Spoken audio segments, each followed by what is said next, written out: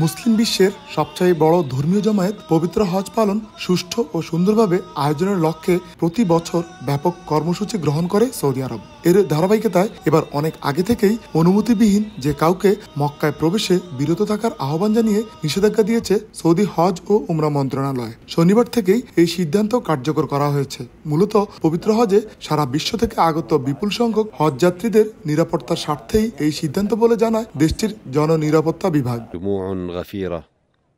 নতুন নিয়ম অনুযায়ী এখন থেকে মক্কায় প্রবেশের জন্য অবশ্যই অনুমতিপত্র সঙ্গে রাখতে হবে। হজের সময় মক্কার পবিত্র স্থানগুলোতে কাজ করার অনুমতি পাওয়া ব্যক্তি, মক্কার স্থানীয় অভিবাসী, পবিত্র হজ পালনের অনুমতিপত্র বা তাসরি ব্যতীত আপাতত যে কাউকে মক্কায় প্রবেশে বিরত থাকার আহ্বান জানানো হয়েছে। নিষেধ অমান্যকারীদের জন্য মক্কায় প্রবেশের চেকপয়েন্ট থেকে ফেরত দেওয়া সহ শাস্তির মুখোমুখি করা হতে পারে।